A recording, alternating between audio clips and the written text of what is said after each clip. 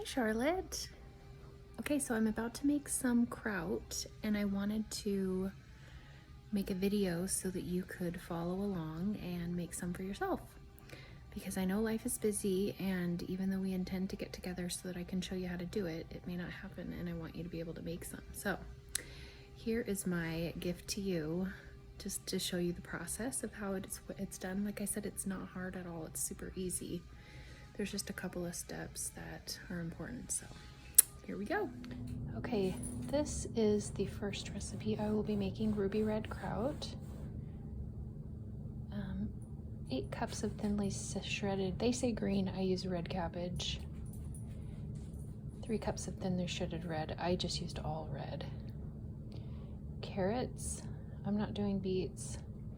4 teaspoons of sea salt, and I am not doing onions. Instead, I am doing peppers.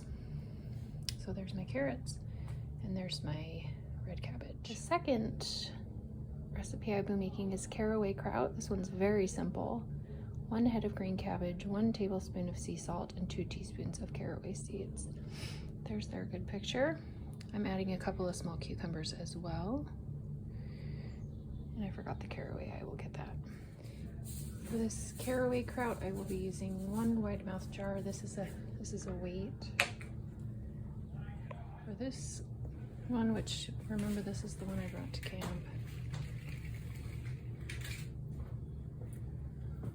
Okay, next phase in the prep is pulling off the outer leaves. I'm gonna cut that out.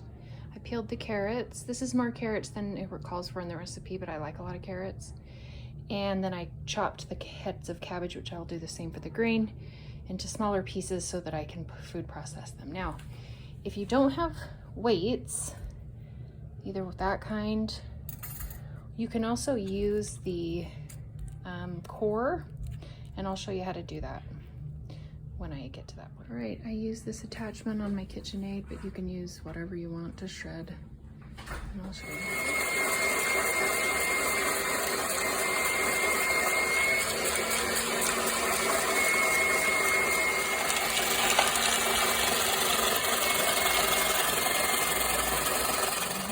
Large bowl of cabbage and carrots.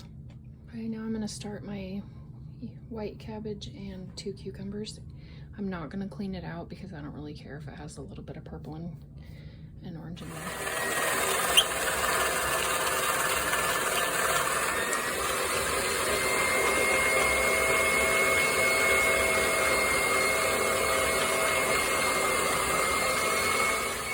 The awesome guts that fell in the back. Next phase is to find sea salt. I'm going to be putting 1 tablespoon of sea salt into the white cabbage. And caraway seed.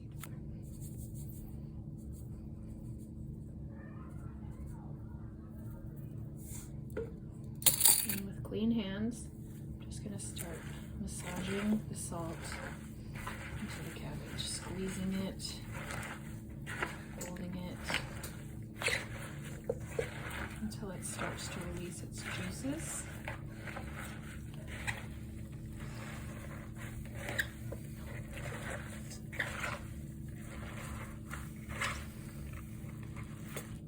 If you look closely, it goes pretty quick, and you can start to see all that brine.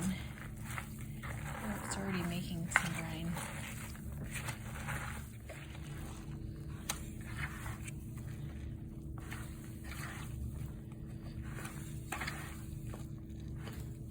Clean jar, clean spoon, everything has to be clean. And then I start putting it into the jar. Once I get a couple of scoops in there, I start to push it down. Go to this side.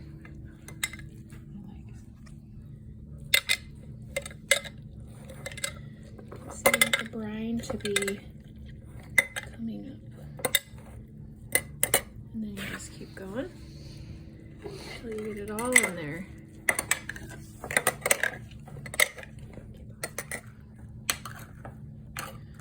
gets to the top, you want to make sure you have all the brine up top. And I'm going to stick. This is where I said you could use, if you want, you can use the core. You can shove that into the top. That's just basically to make a weight so that it stays underneath the brine. And then put your lid on. And as long as you can see brine at the top, you're good to go. For this big bowl of cabbage, I'm gonna start with 2 tablespoons. The thing I forgot to tell you in that other one is you really wanted to taste it. And it should taste quite salty. It should taste like the ocean when you're finished with it. Now, I'm not gonna put the jalapenos in it this time. I'm gonna cut those just once it's in the brine. I will add it. Sorry, once it's released all its brine, I will stir in the jalapenos and then I will put it in to the jars. So just massage. Okay, so the cabbage is pretty juicy. Now I'm going to taste it, and I want it to taste like the ocean.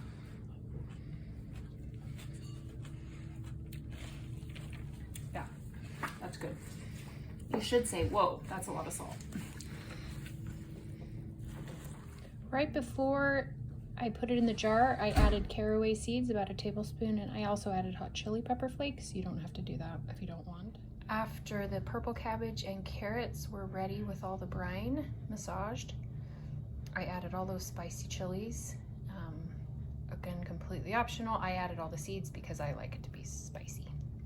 And now I'm ready to put this one in the jar.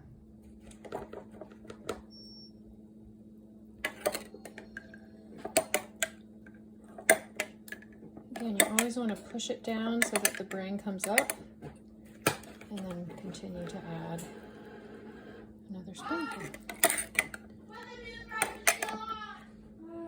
Again, now we're gonna, when you're about halfway full, you can take your coil weight, stick that in the top, push it down. Remember the phrase is, if it's under the brine, it will be fine. So you always want to have brine. This thing is very effective. It always keeps it pressured down. Here's the final product. I have it up in my cupboard. I always put it in a container just in case it sometimes occasionally will burp. Like especially this one, because it's a little more full, it may like just leak out a little. Then I will close the cupboard. I'll have it in there for about 10 days. I occasionally look at it just to kind of see if it's bubbling and making sure it's still into the brine, but generally speaking, after 10 days, it's ready to eat. You can stick it in your fridge, and it can be in your fridge for up to a year. Now, when you eat it, you always want to have a clean fork or spoon to get it out. You don't want to use the same fork that you're using for something else, because that can introduce bacteria in there. You don't really want that. So it's ideal to use the clean fork, and then push, when you're finished, just try to push it back under the brine to put back in the fridge. Thanks, hope you enjoyed. Here we are checking in. This is about 5 days A in. little at the top, which just means it's fermenting because it has this burping mechanism. Watch it carefully, you can see it fermenting. Watch the bubbles.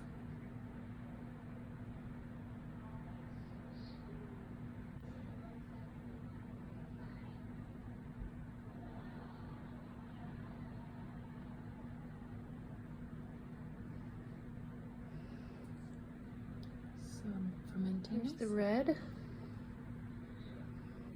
still under the brine, also very bubbly, which is exactly what you want.